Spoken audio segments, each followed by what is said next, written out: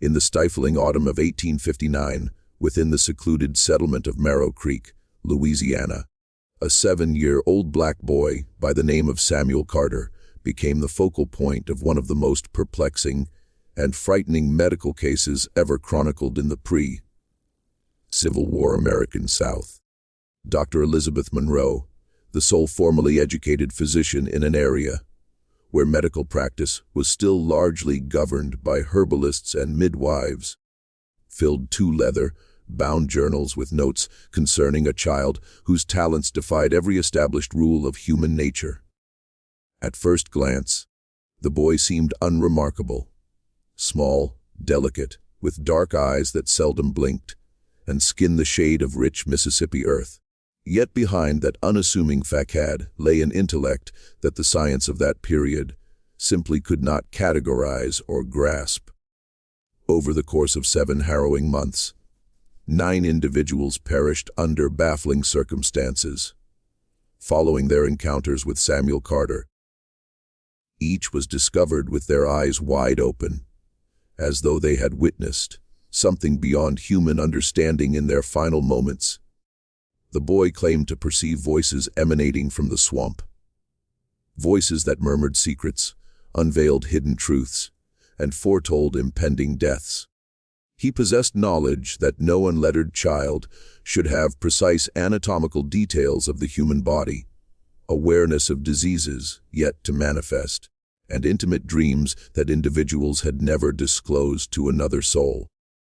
Before we proceed, remember to subscribe to the channel and drop a comment letting us know which city you're tuning in from. Thank you, and let's carry on. Official records were partially destroyed during the Civil War, but Dr. Monroe's journals survived, concealed in the attic of her former residence for over a century. What these documents reveal about Samuel Carter challenges our comprehension of the boundaries of the human mind, and raises unsettling questions about the existence of capabilities that science still cannot account for. This is a narrative about a black child whose gifts frightened white society, whose intelligence threatened the very pillars of a system built upon assertions of black inferiority, and whose destiny serves as a reminder of the countless, brilliant black minds that were suppressed, concealed, or annihilated simply because they dared to be extraordinary. Before we delve further into the tale of Samuel Carter and the dread that descended upon Monroe Creek, if this account has sparked your curiosity, make sure to subscribe to our channel and activate that notification bell so you never miss our explorations into America's darkest historical enigmas. And please, let us know in the comments which state or city you're listening from. We cherish hearing from our global community of mystery aficionados. Samuel Carter was born in the spring of 1852 on the Whitmore Plantation, one of the largest cotton operations in Ascension Parish. His mother, Esther Carter, was a house servant who had learned to read despite the statutes forbidding literacy among enslaved individuals. She would trace letters in the dirt behind the kitchen house, teaching young Samuel in whispers and snatched moments. His father, whose name was never recorded in any official document, had been sold away before Samuel's 2nd birthday. Esther never spoke of him, but sometimes Samuel would wake in the night to find his mother sitting by the window, tears streaming down her face as she gazed into the darkness beyond the slave quarters. When Samuel was 4 years old, Esther developed a persistent cough that wouldn't subside. The plantation owner, Robert Whitmore, refused to summon a doctor for a slave, insisting she continue her duties despite her worsening condition. Samuel would sit beside his mother at night, his small hand clutching hers, and he would tell her things that alarmed her. "Mama," he whispered one night, his voice carrying a weight no child's voice should bear. "The sickness is in your chest, like a flower growing. It has roots that spread. The voices in the swamp tell me it will take you before the cotton blooms again. Esther died 3 months later in February of 1856, coughing blood into rags that Samuel tried desperately to keep clean. He was only 4 years old, but he did not weep at her funeral. He stood silent and motionless as the other enslaved people sang spirituals over her grave in the corner of the plantation where black bodies were laid to rest without markers or monuments. When asked why he didn't cry, Samuel simply replied, "She's still here. She talks to me now like the others in the swamp. She says she's finally free." The other enslaved people on the Whitmore plantation began to fear the child. There was something in his eyes. They whispered, something old and knowing that shouldn't exist in someone so young. He would stare at people with an intensity that made them uneasy, as if he could see through their skin and into their souls. Old Jeremiah, who had been on the plantation longer than anyone could recall, told the others that Samuel had been born with a caul over his face, a sign that he could perceive both worlds, the realm of the living and the realm of the dead. "That boy got the sight," Jeremiah cautioned. "He know things that ain't meant to be known by folks still walking this earth." Robert Whitmore noticed Samuel's peculiarity as well, but his concern was different. The boy was too clever, too observant, too articulate for a slave child who had never received formal education. When Samuel was 5, Whitmore caught him drawing in the dirt. Not childish scribbles, but detailed anatomical sketches of the human heart with labels written in careful script. "Where did you learn to write, boy?" Whitmore demanded, his voice sharp with suspicion and anger. Samuel looked up at him with those dark, unblinking eyes and said simply, "The voices teach me. They show me things in my mind that I draw in the dirt. They say the body is just a house, and when the house breaks, the person inside has to leave." This response terrified Whitmore in a way he couldn't articulate. The notion that a black child, especially one born into bondage, could possess knowledge and intelligence surpassing his own challenged everything his society told him about racial hierarchy and natural order. Samuel represented something perilous, proof that the entire system of slavery was founded on a falsehood. If a slave child could be this brilliant, this perceptive, this extraordinary without any formal education, what did that imply about the claims of black inferiority that underpinned the entire institution? In the summer of 1856, when Samuel was 4.5 years old, Robert Whitmore made a decision that would alter the boy's life forever.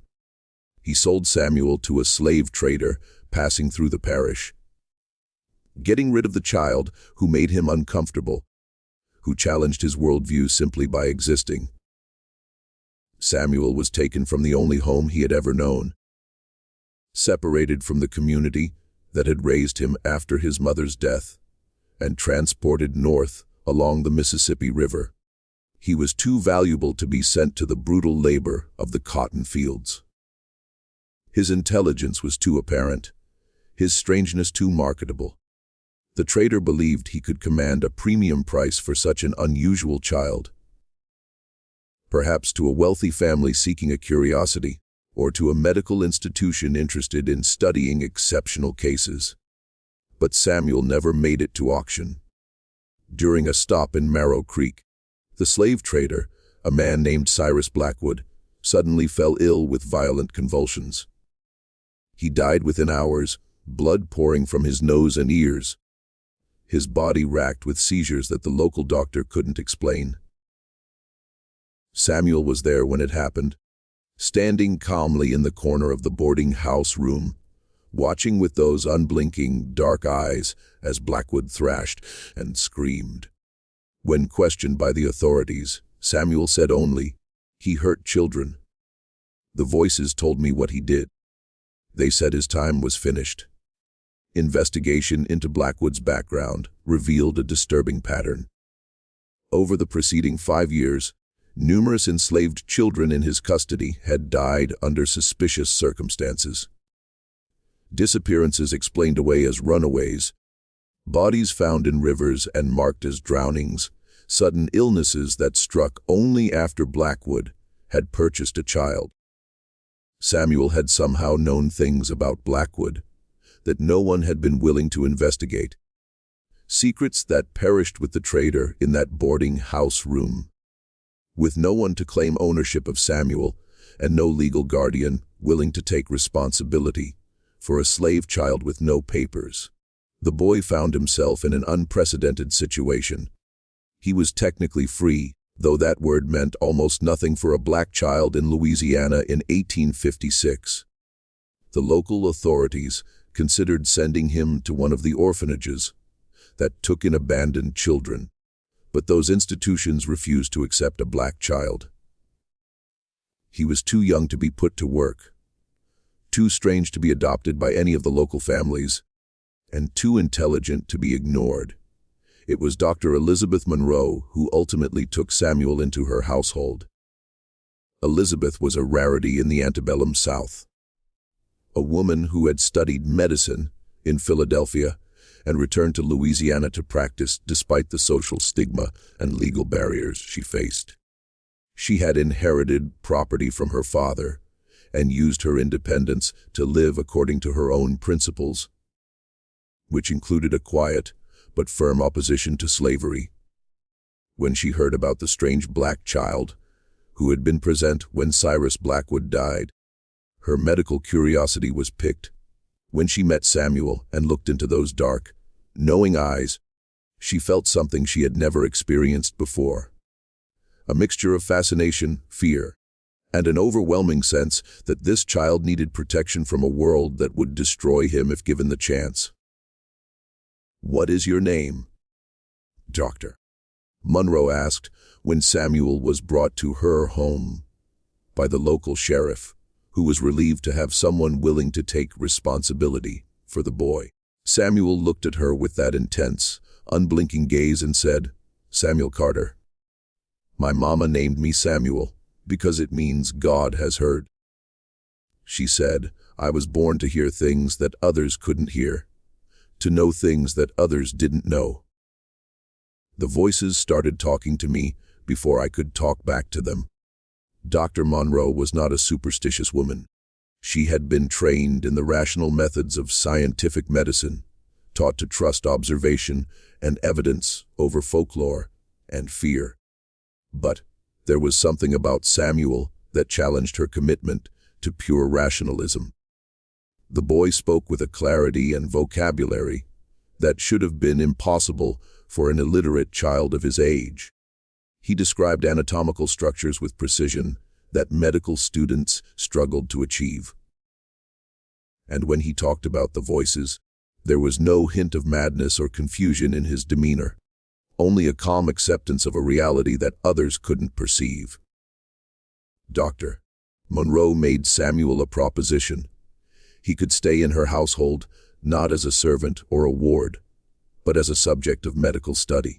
She would provide him with food, shelter, and education in exchange for his cooperation in helping her understand his unusual abilities.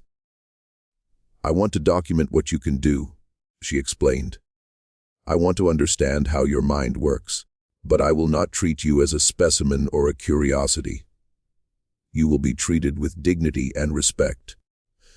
And if at any time you wish to leave, I will help you find another situation." Samuel considered her offer with a seriousness that seemed far beyond his years. "The voices say you're different from the others," he finally said. "They say you see people as people, not as property or problems. They say you're trying to understand things that scare most folks. I'll stay with you, Dr. Monroe.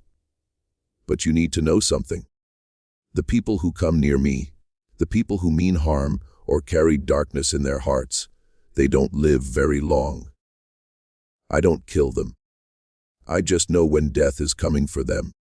And sometimes the voices make sure it happens faster than it would have otherwise." This statement should have frightened Dr. Monroe away. Instead, it deepened her fascination. She had studied cases of unusual mental abilities in her medical training. Stories of people with exceptional memory. Individuals who could perform complex mathematical calculations instantly. Children who could reproduce musical compositions after hearing them only once. But Samuel seemed to represent something different, something that bridged the gap between exceptional cognitive ability and something that her scientific framework couldn't easily categorize. He wasn't just intelligent. He seemed to possess knowledge that he couldn't have acquired through normal learning. He didn't just have good intuition.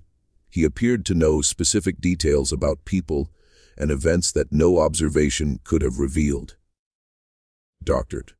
Monroe began her systematic study of Samuel Carter in August of 1856, just weeks after he came to live in her home.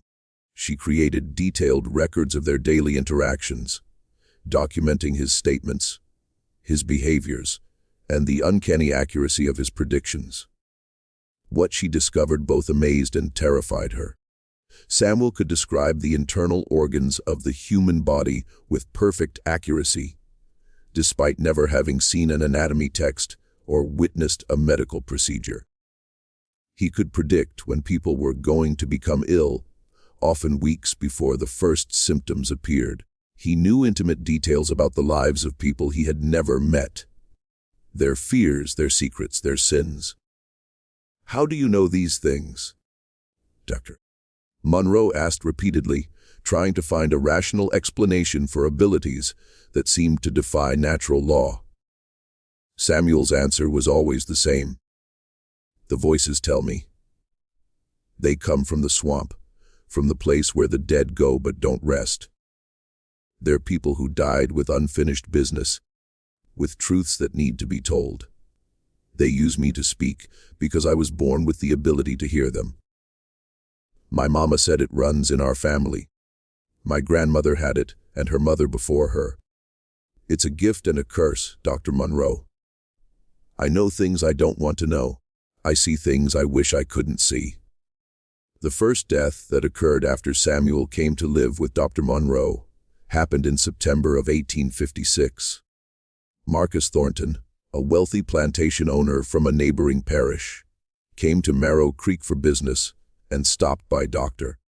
Monroe's home to consult about persistent stomach pains.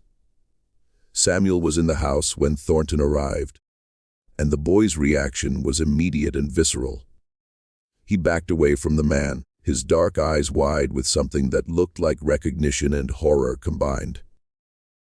"You shouldn't be here," Samuel said, his voice carrying an authority that seemed impossible coming from such a small child. "The voices are screaming about you. They say you killed 3 children, 2 boys and a girl. They say you buried them where no one would look, in the old cemetery behind your plantation house, where the slave graves are unmarked. They say the children cry in the night, and their mothers still search for them." Marcus Thornton's face went white, then red with rage. "How dare this slave child speak to me this way?" he shouted at Dr. Monroe. "Control your property, or I'll have him whipped for insolence." But there was something in Thornton's reaction that went beyond mere offense at a breach of social protocol. There was genuine fear in his eyes, the look of a man whose darkest secrets had been exposed to the light. Dr. Monroe, despite her discomfort with the situation, defended Samuel. "He is not my property, Mr. Thornton. He is under my protection, and I would appreciate it if you would leave my home immediately." Thornton stormed out, his stomach pains apparently forgotten in his rage and fear. 3 days later he was found dead in his carriage on the road back to his plantation. The official cause of death was listed as heart failure, but Dr. Monroe, who was called to examine the body, noted several disturbing details. Thornton's eyes were wide open, frozen in an expression of absolute terror. His mouth was open as if he had been screaming, and there were marks on his neck that looked almost like finger impressions, though no one had been with him in the carriage. When Dr. Monroe returned home and told Samuel what had happened, the boy showed no surprise. The voices said he wouldn't make it home. Samuel explained calmly. They said the children he killed were waiting for him on the road. They said it was time for him to answer for what he did. Dr. Monroe felt a chill run down her spine. "Samuel," she said carefully, "are you telling me that you somehow caused Mr. Thornton's death?" The boy shook his head. "I didn't cause anything, Dr. Monroe. I just knew it was going to happen. The voices don't lie about these things. When they say someone's time is finished, when they say someone has debts to pay in blood and suffering, it always comes true. I'm just the messenger." Investigation into Thornton's plantation revealed exactly what Samuel had described. In the old slave cemetery, hidden beneath unmarked graves, authorities found the remains of 3 children, 2 boys aged approximately 8 and 10, and a girl who couldn't have been more than 6 years old. All showed signs of violence that had nothing to do with the harsh realities of slavery and everything to do with the sadistic cruelty of a man who believed his wealth and power made him untouchable. The enslaved community on Thornton's plantation, when finally given the opportunity to speak without fear of reprisal, shared stories of children who had disappeared over the years, of Thornton's private quarters, where screams were sometimes heard in the night, of a monster who wore the mask of a respected gentleman. Samuel had known all of this without ever setting foot on Thornton's property. He had known it the moment he saw the man, as if the voices from the swamp had whispered every terrible detail into his mind. This was not coincidence or lucky guessing. This was something that Dr. Monroe's medical training had not prepared her to understand or explain. The second death came in October, just weeks after Thornton's mysterious demise. Reverend Silas Jameson, the pastor of Monroe Creek's largest church, was a man who preached about Christian charity and divine grace every Sunday, while quietly profiting from the slave trade during the week. He served as an agent for several plantations, helping to arrange sales and transfers of enslaved people while taking a commission on each transaction. To his white congregation, he was a pillar of the community. To the black population of Monroe Creek, he was something else entirely. A man who used scripture to justify cruelty and used his position of trust to enable the separation of families and the perpetuation of suffering. Samuel encountered Reverend Jameson at the general store in town, where Dr. Monroe had taken him to purchase supplies. The Reverend approached them with his characteristic smile, the one that never quite reached his eyes. "Dr. Monroe," he said warmly, "I see you've taken in young Samuel. What a charitable act. Though I must caution you about the dangers of educating these people beyond their station. God has ordained their place in society, and to disturb that natural order is to invite chaos and disorder." Samuel looked up at the Reverend with those dark, penetrating eyes and said, "You don't believe in God. The voices say you stopped believing years ago, after you sold a woman and her baby to different buyers. The woman killed herself and the baby died within a month. You tell yourself it was just business, but the voices say you hear that woman crying in your dreams every night. They say you drink yourself to sleep trying to forget, but you never can. They say your time is coming soon, and you'll have to face all the people you hurt, all the families you destroyed." The change in Reverend Jameson's expression was immediate and terrifying. The warm facade dropped away, revealing something cold and vicious underneath. "That boy is possessed by demons," he hissed at Dr. Monroe. He speaks blasphemy and lies. I will pray for his soul, but I warn you, keeping him in your home is inviting evil into your life." He left the store quickly, his hands shaking, his face pale beneath his carefully maintained beard. 2 weeks later, Reverend Jameson was found dead in his study, slumped over his desk with an empty bottle of laudanum beside him. The official verdict was suicide, a tragedy explained away as a sudden mental breakdown brought on by exhaustion and melancholy. But Dr. Monroe, examining the body at the request of the local authorities, noted that the Reverend's eyes held that same look of terror she had seen in Thornton's corpse. His desk was covered with papers, letters he had been writing to various people, apparently attempting to make amends for past actions. One letter was addressed to a woman named Sarah, apologizing for selling her and her infant son to separate buyers 15 years earlier. The letter was unfinished, ending mid-sentence as if Jameson had been interrupted by something that terrified him so completely that he chose death over facing it. When Dr.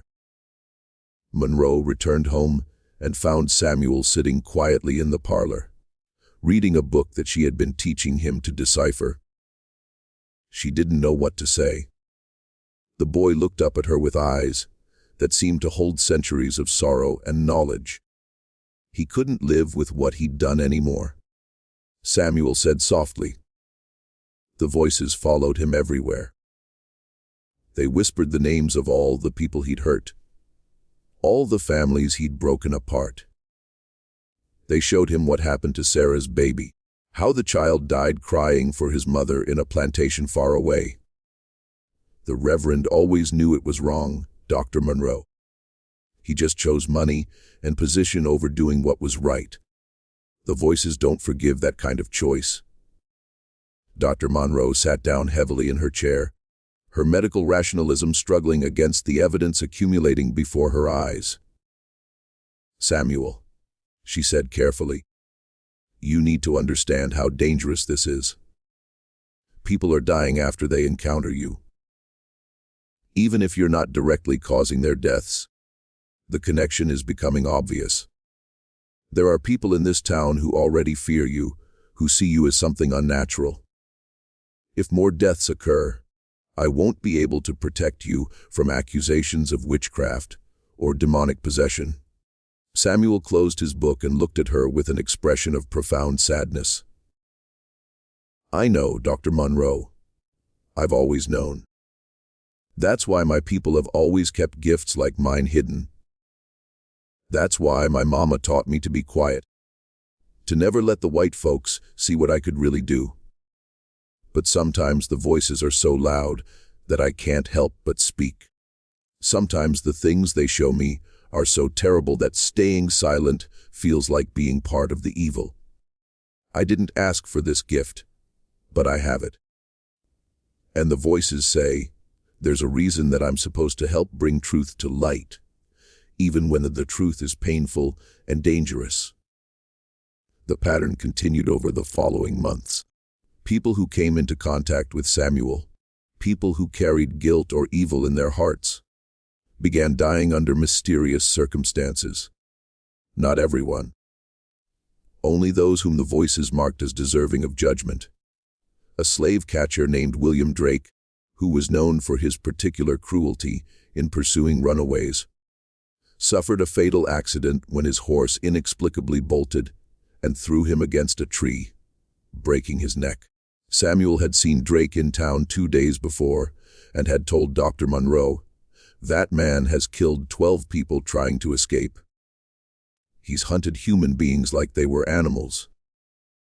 The voices say he'll die the same way he killed others, sudden and violent."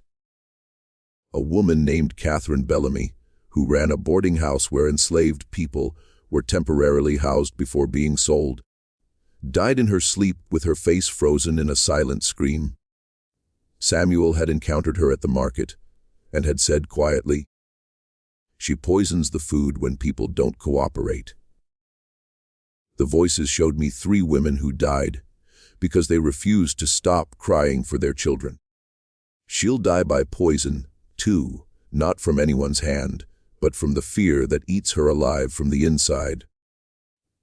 Each death was technically explainable through natural causes or accidents, but the pattern was unmistakable to anyone paying attention. Samuel Carter knew things he shouldn't know. He predicted deaths with uncanny accuracy, and the people who died were invariably those who had committed terrible acts, particularly acts of cruelty toward enslaved people. It was as if Samuel served as a conduit for some form of cosmic justice, a vessel through which the accumulated suffering and rage of his people found voice and retribution. Dr. Monroe's journals from this period reveal her growing confusion and fear. She was a scientist, trained to observe and document phenomena according to rational principles. But Samuel challenged every framework she had for understanding the world. She conducted tests trying to determine if his knowledge came from some form of heightened observational ability or perhaps an exceptional memory that allowed him to recall and connect details that others missed. But the evidence consistently pointed to something beyond natural explanation. Samuel knew things he could not have observed. He described events he could not have witnessed. He predicted outcomes that no amount of careful deduction could have foreseen. The boy possesses knowledge that defies conventional explanation, Dr. Monroe wrote in her journal in January of 1857. He describes the internal structure of organs he has never seen dissected. He knows the names of diseases and their symptoms without having studied medicine. He can look at a person and tell me details about their past that he could not possibly have learned through normal means. Most disturbing of all, he predicts deaths with an accuracy that I can no longer dismiss as coincidence. I am forced to conclude that Samuel Carter either possesses some form of extrasensory perception that science has not yet discovered, or he is indeed in contact with something beyond our material world. As a physician and a woman of science, I find myself confronting the possibility that our understanding of human consciousness and the nature of reality itself may be fundamentally incomplete. The community's reaction to Samuel grew increasingly hostile as the pattern of deaths became more obvious. White residents of Monroe Creek began to whisper that the boy was cursed, that he brought death wherever he went, that Dr. Monroe was foolish and dangerous for keeping him in her household. The enslaved population had a different reaction. Many saw Samuel as a kind of avenging angel, a child chosen by God or the ancestors to bring justice to those who had escaped earthly punishment. Some believed he was a prophet. Others thought he might be one of the old spirits made flesh. But all recognized that Samuel was no ordinary child. Old Jeremiah, who had been sold away from the Whitmore plantation and now worked at a nearby farm, sought out Samuel in February of 1857. He found the boy sitting by the edge of the swamp that bordered Dr. Monroe's property, staring out at the dark water and twisted trees. "Boy," Jeremiah said softly, "I need to talk to you about what you are and what you can do." Samuel looked up at him with those knowing eyes.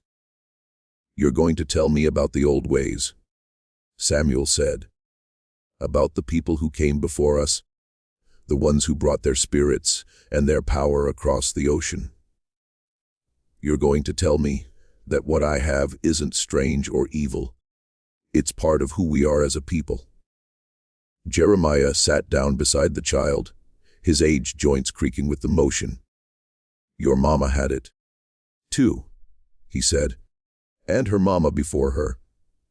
It goes back and back all the way to Africa, to the old ways that we weren't supposed to remember. They tried to beat it out of us, tried to make us forget our power. But some families kept it alive, passed it down in whispers and warnings. What you have, Samuel, it's called different things by different people. Some call it the sight. Some call it walking between worlds. Some say it's the voice of the ancestors speaking through the living. Whatever name you give it, it's real. And it's dangerous. Especially for a black child in a world that don't want us to have any power at all. Samuel listened intently as Jeremiah explained the history that had been hidden from him, the traditions that had been preserved, despite every attempt to erase them. He learned about the griots in Africa, who remembered the stories of their people, about the medicine workers who could see sickness before it manifested, about the wise ones who could communicate with the dead and bring messages from the other side. He learned that his gift was not a curse or an aberration, but a connection to something ancient and powerful, a link to the spiritual traditions of his ancestors that had survived the Middle Passage, survived slavery, survived everything designed to destroy the soul of his people. But you need to be careful, boy, Jeremiah warned. The white folks are already scared of you. They're scared because you represent everything they tell themselves ain't true, that we're just as smart as them, just as capable, just as human. And now you're showing them something even more frightening, that maybe we got gifts and abilities that they don't understand and can't control. They'll come for you eventually, Samuel. They always come for the ones who show too much power, too much knowledge, too much light. You need to learn when to hide what you can do, when to play small so they don't destroy you. Samuel nodded slowly, understanding the wisdom in the old man's words. But even as he listened, he knew that hiding was not going to be possible for much longer. The voices were getting louder, more insistent. They were showing him things that were coming, terrible things that would shake the very foundations of the world he lived in. They were showing him a war that would tear the country apart, showing him rivers of blood and fields of the dead, showing him the end of slavery, but also the long, brutal aftermath of emancipation. They were showing him his own future, short and bright and tragic, a candle that would burn intensely before being extinguished by forces too powerful to resist. The turning point came in March of 1857, when Samuel encountered a man who would challenge everything he thought he knew about his gifts and their purpose. This man was different from the others Samuel had met. He didn't carry the same guilt or evil that had marked the previous victims. His name was Benjamin Cole, and he was a slave trader who had recently arrived in Monroe Creek with a cargo of 20 enslaved people he intended to sell at auction. But Benjamin Cole was also dying, slowly and painfully, of a cancer that was eating away at his insides. Samuel met Cole at Dr. Monroe's home when the slave trader came seeking medical treatment for his mysterious ailment. The moment Samuel saw him, the voices erupted in a cacophony unlike anything he had experienced before. They weren't condemning Cole or calling for his death. Instead, they were screaming a warning. "He's like you," they whispered urgently. "He has the gift too, but he uses it differently. He uses it to find the weakest, the most vulnerable, the ones who will bring the highest price. He can see into people's souls, but he uses that vision for profit and cruelty. He's what you could become if you choose the wrong path." Dr. Monroe noticed Samuel's distress immediately. The boy had gone pale, his entire body trembling, as if he were in the grip of a fever. "Samuel, what's wrong?" she asked, concerned. Samuel couldn't answer. His mind was overwhelmed with the realization that he was not unique, that the gift he possessed could exist in others, could be used for purposes that perverted its original meaning. Benjamin Cole had been born with the same ability to see beyond the surface, to know things about people that were hidden from normal observation. But instead of using that gift to bring justice or truth, Cole had weaponized it to perfect the art of human trafficking. He could look at an enslaved person and know exactly what weaknesses to exploit, what prices to demand, what lies to tell to maximize his profit. Benjamin Cole looked at Samuel with eyes that held a terrible recognition. "Well, well," he said softly, his voice carrying a mixture of surprise and dark amusement. "I've heard the stories about you, boy.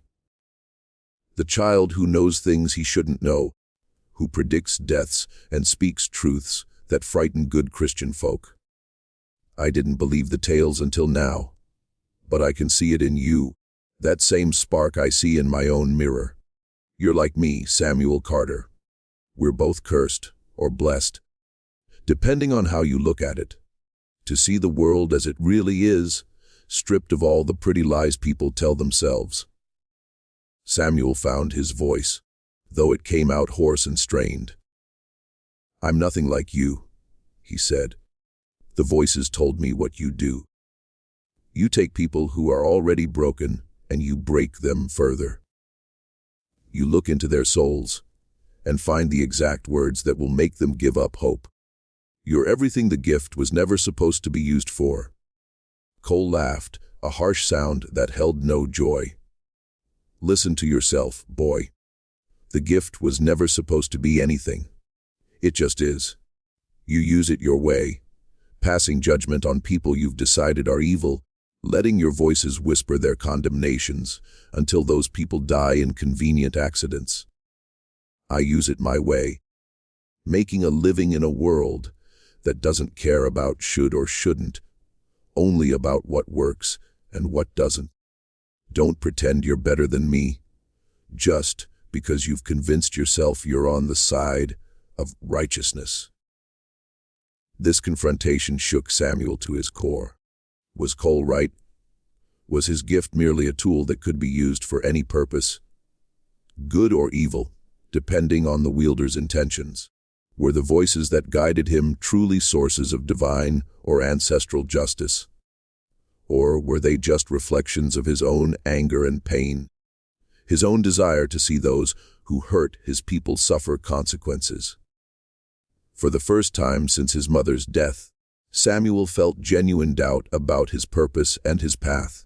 Dr. Monroe sent Cole away with a tincture for his pain and a grim prognosis. The cancer would kill him within 6 months, possibly sooner. After the slave trader left, she sat down with Samuel and waited for him to speak. The boy was quiet for a long time, staring out the window at the swamp beyond. Finally, he said, "What if I'm wrong about everything, Dr. Monroe?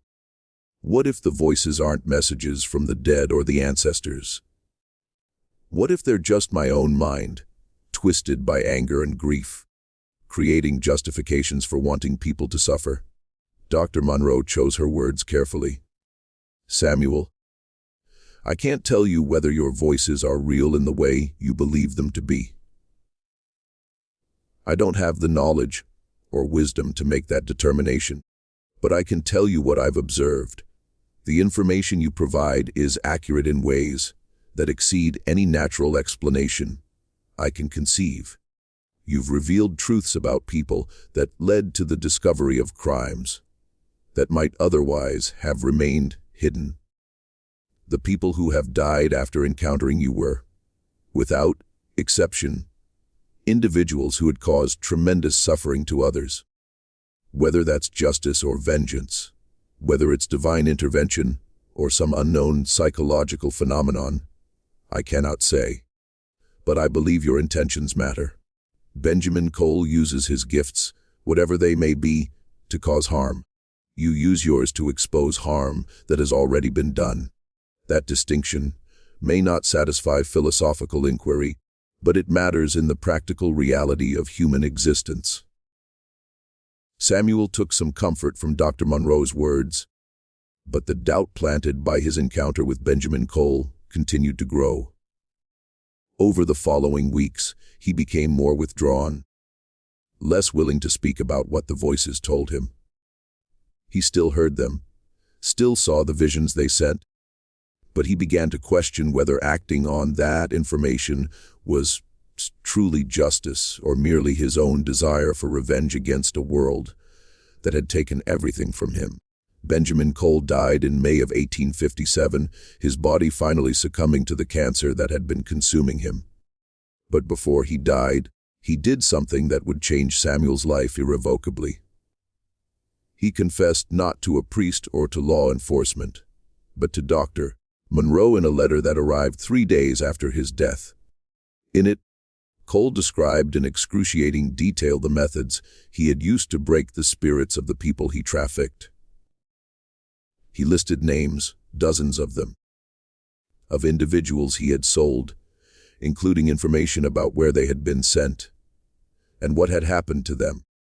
He described the psychological torture he inflicted, the way he used his unnatural perception to find each person's deepest vulnerability and exploit it, until they became compliant, defeated, easier to sell.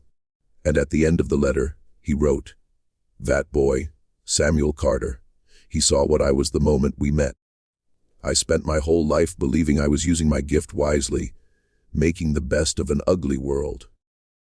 But looking into that child's eyes, I saw myself reflected back, and I realized I had become a monster.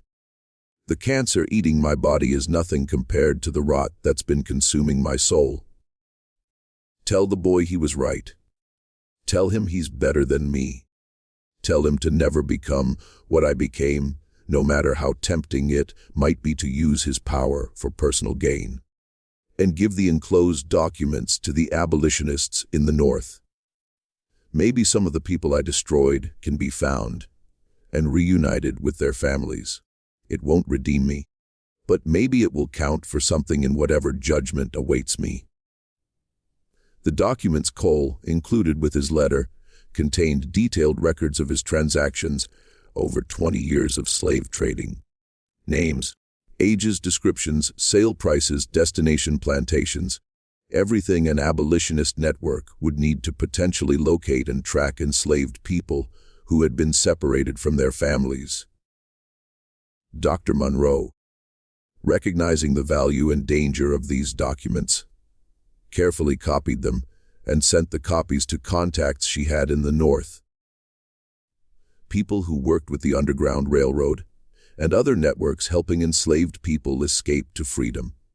Samuel's reaction to Cole's confession was complex. On one hand, it validated his initial assessment of the man and confirmed that his gift had not misled him. On the other hand, it raised troubling questions about the nature of redemption and judgment.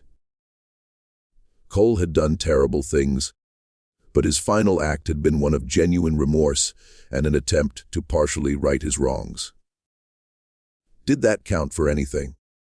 Did the voices consider such late-stage repentance meaningful? If Cole had lived long enough to act on his regrets, would he have been spared the judgment that befell others who never showed remorse? These questions occupied Samuel's thoughts through the summer of 1857, as he continued his strange life in Dr. Monroe's household. She was teaching him to read and write with increasing sophistication, exposing him to books on medicine, philosophy, and science. He absorbed information with remarkable speed, his mind hungry for knowledge that could help him understand the world and his place in it. But even as his education progressed, the voices continued their relentless communication, showing him visions of events near and far, past and future.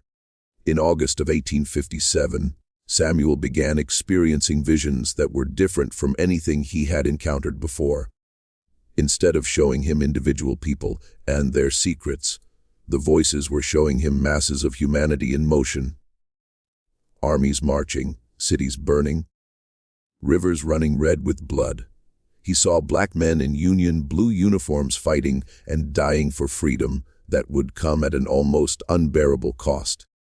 He saw Lincoln signing documents that would change the legal status of millions. He saw the joy of liberation followed by the terror of Reconstruction and the rise of new forms of oppression designed to maintain white supremacy through violence and intimidation. He saw generations stretching forward, each fighting the same battles in different forms, each pushing incrementally toward a justice that remained always just out of reach. These visions exhausted Samuel in ways that his previous experiences had not. He began losing weight, sleeping poorly, waking in the night with screams that brought Dr. Monroe running to his room. "They're showing me too much," he told her during one of these midnight episodes. "They're showing me what's coming, not just for individuals, but for all of us. There's a war coming, Dr. Monroe, a war that will tear this country apart. And even when it's over, even when slavery ends, the hatred and violence won't stop. They'll find new ways to keep us in chains. They'll create new laws and new systems to maintain the same cruelty under different names. And it will go on and on for generations, maybe forever." Dr. Monroe held the trembling boy, feeling helpless in the face of visions she couldn't see and horrors she couldn't prevent. "Samuel," she said softly, "you can't carry the weight of all that suffering. You can't hold the pain of the past and the future all at once. You're just a child. Even with your extraordinary gifts, you're still just a child." But Samuel shook his head. "I stopped being just a child when my mama died, and the voices started talking to me. I stopped being just a child when I realized I could see into people's souls and know their secrets. The voices don't care that I'm young, Dr. Monroe. They use me because I'm available, because I was born with the ability to hear them. But sometimes I wish I was deaf to them. Sometimes I wish I was just a normal boy who didn't know anything except how to play and laugh and be free from all this knowledge." The ninth and final death that would occur during Samuel's time in Monroe Creek happened in September of 1857. And it was the death that would force Dr. Monroe to make an impossible choice about the boy's future. The victim was Judge Albert Crane, one of the most powerful men in the parish, a man whose legal decisions had upheld the institution of slavery through decades of carefully reasoned opinions that treated human beings as property. Crane was known for his particular harshness in cases involving enslaved people accused of crimes. His verdicts were swift, his sentences brutal, his justifications rooted in a philosophy that denied the full humanity of black people. Samuel encountered Judge Crane at a social gathering Dr. Monroe attended, bringing the boy with her despite the social impropriety of bringing a black child to a white social event.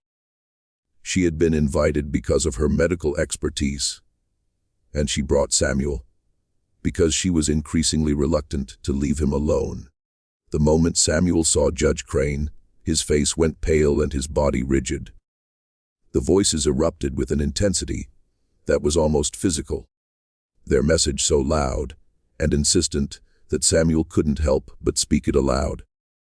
"You sentenced a man to death for trying to protect his daughter," Samuel said, his voice carrying across the sudden silence that fell over the gathering. His name was Thomas. He killed the overseer who was raping his 15-year-old daughter. You said a slave has no right to defend his family. That property cannot commit justifiable homicide against its owners. You watched him hang and you felt nothing. You've sent 47 people to death by hanging, 213 to brutal whippings, countless others to be sold away from their families as punishment. The voices say every single one of those people is waiting for you. They say your judgment is coming, and it will be as merciless as the judgments you handed down. The reaction was immediate and violent. Judge Crane, his face purple with rage, demanded that Samuel be removed and punished for his insolence. Several men at the gathering moved toward the boy with clear intent to inflict immediate physical harm. Dr. Monroe positioned herself between Samuel and the angry mob, her voice sharp and commanding. This child is under my protection and is speaking from a place of mental disturbance. He means no harm and deserves compassion, not violence. But Judge Crane was not satisfied. That boy has pronounced a death sentence on me based on lies and delusions. He will be taken into custody and punished according to the law. No black child will threaten a sitting judge and escape consequences. Dr. Monroe knew she had only moments to act. She gathered Samuel quickly and left the gathering, ignoring the shouts and threats that followed them. They returned to her home, and she began making immediate arrangements. "Samuel," she said urgently, "you need to leave Monroe Creek tonight. Judge Crane will send men to arrest you, possibly to lynch you, without any pretense of legal process. I have contacts in the north who can help you reach safety. But you must leave immediately." Samuel looked at her with those ancient eyes and said quietly, "It doesn't matter if I leave, Dr. Monroe. The judge will die within 3 days regardless of where I am. The voices have already pronounced their judgment. His death is already set in motion. But you're right that I should leave. Not to save him, but to save you from being implicated in what's coming." That night, Dr. Monroe arranged for Samuel to be taken by trusted allies along a secret route toward freedom. She gave him documents claiming he was a free black child traveling with permission, though they both knew such papers would provide minimal protection. She gave him what money she could spare and letters of introduction to abolitionists in the North who might help him. And she held him close for a moment. This extraordinary child who had changed her understanding of reality itself. "Will I ever see you again?" she asked. Samuel smiled sadly. "The voices show me many possible futures, Dr. Monroe. In some, we meet again. In others, we don't. But in all of them, I remember you as the one person who saw me as human first, as exceptional second. You treated me with dignity when the world wanted to treat me as either a slave or a monster. I'll carry that with me wherever I go." Samuel Carter disappeared into the night, guided by conductors on the Underground Railroad who risked everything to help enslaved people and free black children escape to safety. Dr. Monroe never saw him again, though she spent the rest of her life wondering what became of the extraordinary boy who had briefly illuminated her understanding of human potential. 3 days after Samuel's departure, Judge Albert Crane was found dead in his chambers. He had apparently suffered a massive stroke. His body discovered slumped over legal documents he had been reviewing. But those who prepared his body for burial reported strange details. His eyes were wide open, frozen in an expression of absolute terror. His mouth was open in a silent scream, and witnesses claimed that in the moments before his death, people in the courthouse had heard what sounded like many voices all speaking at once, though no one could make out the words. The enslaved people in the parish whispered that the ghosts of all the people Crane had condemned had come to collect their debt, that they had surrounded him in his final moments and shown him the faces of everyone he had destroyed. Whether that was true or merely folklore born from a desperate need for justice, no one could say with certainty. Dr. Elizabeth Monroe continued her medical practice in Monroe Creek until the outbreak of the Civil War in 1861. When Union forces occupied Louisiana in 1862, she volunteered her services as a physician to treat wounded soldiers, both Union and Confederate, making no distinction between them. In her journals from this period, she wrote extensively about Samuel, trying to make sense of what she had witnessed and documented during their time together. She developed a theory that Samuel represented an evolutionary adaptation, a survival mechanism developed by an oppressed people who needed ways to identify threats and protect themselves in a world designed to destroy them. But even as she formulated scientific explanations, she could not fully dismiss the possibility that Samuel's gifts were exactly what he claimed them to be. Communications from the dead, messages from ancestors who refused to let their suffering be forgotten. Dr. Monroe died in 1891, but before her death, she arranged for her journals to be donated to a medical college in Philadelphia with specific instructions that they be sealed for 50 years. She did not want Samuel to be hunted or studied as a curiosity, but she also believed that future generations might benefit from the careful documentation she had compiled. Those journals were opened in 1941 and studied by researchers trying to understand the limits of human perception and consciousness. The case of Samuel Carter became the subject of academic papers in psychology, neurology, and even parapsychology. But the journals raised more questions than they answered, providing meticulous documentation of extraordinary events without offering any definitive explanation for how such events were possible. As for Samuel Carter himself, his story does not end with his departure from Monroe Creek. Reports of a black boy with uncanny abilities began appearing in northern states in the late 1850s. A child in Pennsylvania who could diagnose illnesses with remarkable accuracy despite no medical training. A young man in Massachusetts who helped locate bodies of murder victims by claiming to hear their voices calling for justice. A teenager in Ohio who worked with the Underground Railroad and seemed to know which conductors could be trusted and which routes were compromised. Whether these were all the same person, or whether Samuel's gifts were less unique than Dr. Monroe believed remains unknown.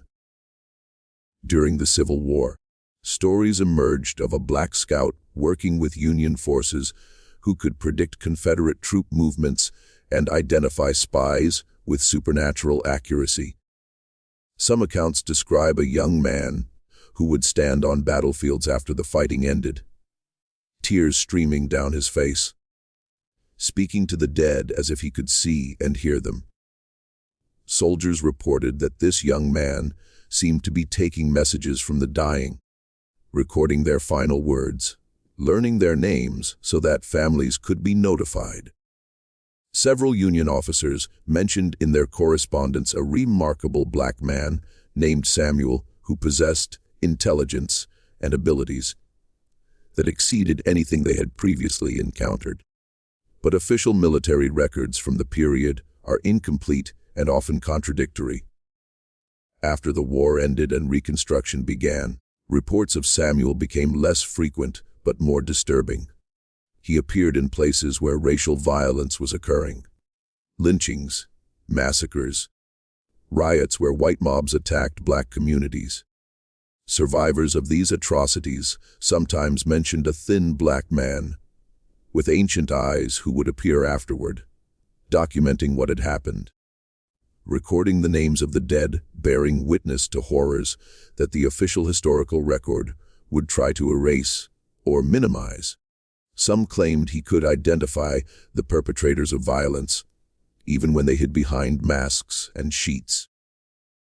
That he spoke the names of murderers with absolute certainty, names that the voices from the swamp had revealed to him. One of the most detailed accounts comes from Colfax, Louisiana, where in 1873, a white mob massacred between 60 and 150 black men in what is considered one of the worst instances of racial violence in American history.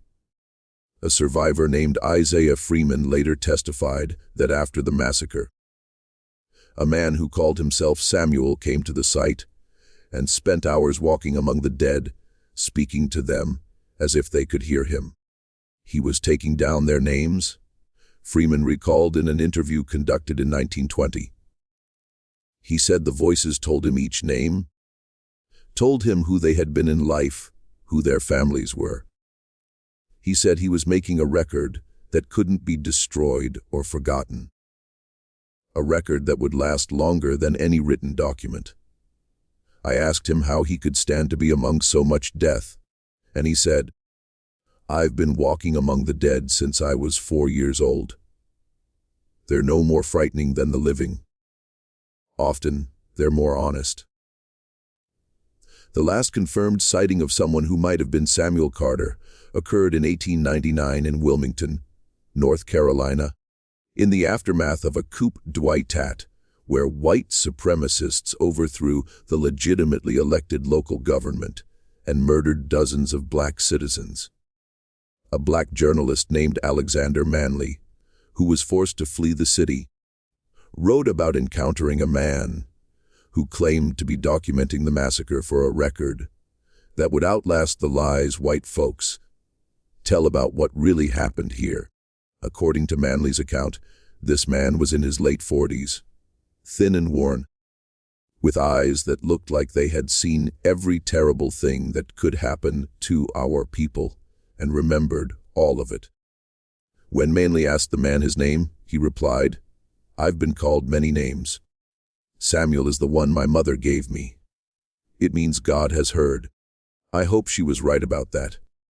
After 1899, there are no further documented sightings of Samuel Carter, though his legend persisted in black communities throughout the South. He became a folk figure, a ghost story parents told their children, sometimes as a warning. Be good or Samuel Carter will know your secrets. Sometimes as a source of hope. No matter what they do to us, Samuel Carter writes it all down, and one day there will be a reckoning. Some claimed he had died, finally released from the burden of hearing voices that never stopped speaking. Others insisted he had found a way to silence the voices and live a normal life under a new identity. Still others believed he was still out there somewhere, still walking among the dead, still recording the names and stories of black people whose suffering might otherwise be forgotten. Dr. Monroe's journals end with a reflection written shortly before her death that captures both the mystery and the meaning of Samuel Carter's story. I spent years trying to understand Samuel scientifically, trying to find a rational explanation for abilities that defied rational explanation. But perhaps I was asking the wrong questions. Perhaps the point was never to understand how he did what he did, but rather to recognize what his existence meant. Samuel Carter was proof that black people possessed capabilities and intelligence that the society of his time refused to acknowledge. He was proof that oppression and suffering do not destroy the human spirit, but sometimes refine it into something extraordinary. He was proof that justice, even when denied by human institutions, finds ways to assert itself through unexpected channels. Whether his voices were real or metaphorical, whether his gift was supernatural or simply an expression of human potential, we don't yet understand. The result was the same. Truths were revealed, crimes were exposed, and a child who should have been crushed by the weight of slavery instead became a force for accountability and remembrance. That matters more than any scientific explanation I could have provided. The story of Samuel Carter challenges us to confront uncomfortable questions about genius, about gifts that exceed normal human capacity, and about how society responds when those gifts manifest in people it has designated as inferior. How many other Samuel Carters existed in the centuries of American slavery? Brilliant minds, extraordinary abilities, children with gifts that could have changed the world, who were destroyed before they could fully manifest their potential. How many voices were silenced? How many gifts were crushed? How many possibilities were erased by a system designed to deny the full humanity of an entire people? Samuel Carter was exceptional, but the conditions that shaped him were not. Every black child born into slavery faced the same existential threat, the same denial of basic humanity, the same violent suppression of potential. Samuel survived and found ways to use his gifts because of few people. His mother, Dr. Monroe, the conductors on the Underground Railroad, chose to see him as human first and protected him when they could. But for every Samuel Carter who found protection, thousands of others did not. Their stories are lost, their names forgotten, their gifts never realized, because they were born into a system designed to destroy exactly what made them extraordinary. The mystery of Samuel Carter ultimately is not about whether his voices were real, or whether he truly possessed supernatural abilities. The mystery is about what it means to be human, to possess gifts and intelligence and potential in a world that denies your right to exist as a full person. The mystery is about how genius survives oppression, how truth finds voice, even when speaking truth is dangerous, how justice asserts itself even when every official institution denies it. The mystery is about the countless brilliant black minds that existed in the darkness of slavery and the centuries that followed. Minds that changed their communities in quiet ways, even when they couldn't change the larger world. Samuel Carter may have heard voices from the swamp, or he may have simply been so attuned to the suffering of his people that he could sense injustice the way others sensed changes in the weather. Either way, he represented something that terrified the architects of white supremacy. Proof that the entire edifice of racial hierarchy was built on lies. His intelligence, his gifts, his very existence challenged every justification for slavery and oppression. That's why his story was buried. That's why the official records were destroyed or hidden. That's why even the detailed documentation Dr. Monroe compiled was sealed away for decades. Samuel Carter was dangerous not because of how people died around him, but because of what he proved by living. That black humanity, black intelligence, black potential could not be erased no matter how brutal the system designed to accomplish that erasure. What do you think of this story? Do you believe Samuel Carter truly heard voices from the dead? Or was his gift something else entirely? A form of human perception we still don't fully understand. Have you heard stories in your own family about ancestors who seemed to know things they shouldn't have known? Who had gifts that defied explanation? Leave your comment below and let us know your thoughts about this remarkable chapter in Black American history.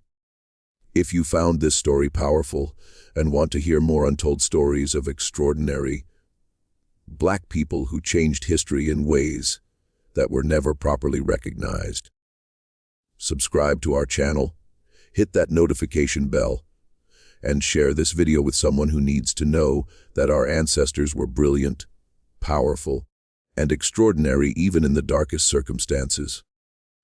Remember, the stories they tried to erase are the stories we must tell loudest. The voices they tried to silence are the voices we must amplify. And the lives they tried to reduce to property and statistics were lives full of intelligence, gifts, and humanity that changed the world, even when the world refused to acknowledge it. See you in the next video where we continue to uncover the hidden history of our people.